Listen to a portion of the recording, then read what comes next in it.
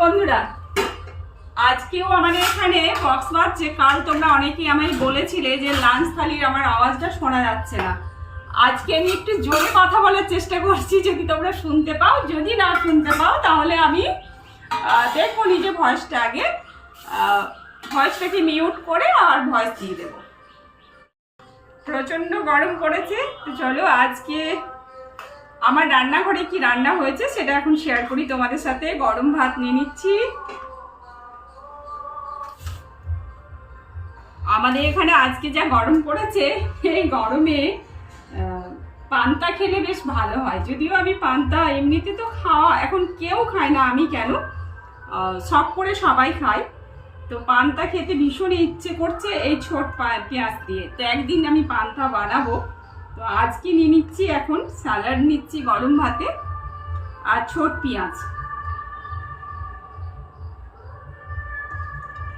এটা বানিয়েছি লাল নোটে শাককে সেদ্ধ করে কাঁচা লঙ্কা, কাঁচা পেঁয়াজ, কাঁচা তেল দিয়ে মেখেছি। এটা খেতে কিন্তু দারুণ লাগে।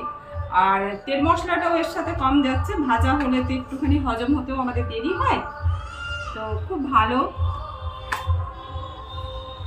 শুক্তো বানিয়েছি আজকেও, একটু হালকা করে কম তেল মশলা দিয়েই বানিয়েছি। সবজি খেতে তো ভীষণই ভালোবাসে আমার হাজবেন্ড। এই ডাঁটাগুলো খেতে, সজনে ডাঁটা খেতে তো ভীষণ ভালো লাগে। তো একটু এক বাটি করে শুক্তো নিয়ে নিচ্ছি, কারণ এটা তো সন্ধ্যার মধ্যে শেষ করতে হবে।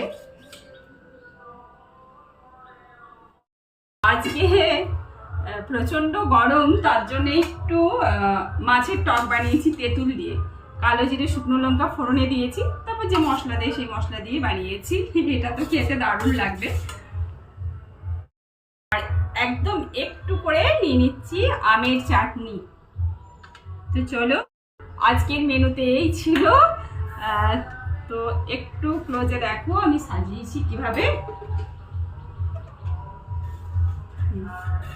তাহলে চলো খাওয়া শুরু করি। মাছের টকটা কেমন হয়েছে? দারুণ হয়েছে। দারুণ হয়েছে তাই না? ও টক টক, বেশ ঝাল। আর একটুখানি স্বাদের ব্যালেন্সের জন্য চিনি দেওয়া আছে, না হলে ভালো লাগবে না খেতে। প্রচুর টকটা ভালো লাগবে না। একদম গ্রীষ্মের উপযুক্ত। গ্রীষ্মের উপযুক্ত, 100-তে 100 পেয়ে গেছি মাছের টকে। তো চলো খাওয়া শুরু করি, তোমরাও খেয়ে নাও।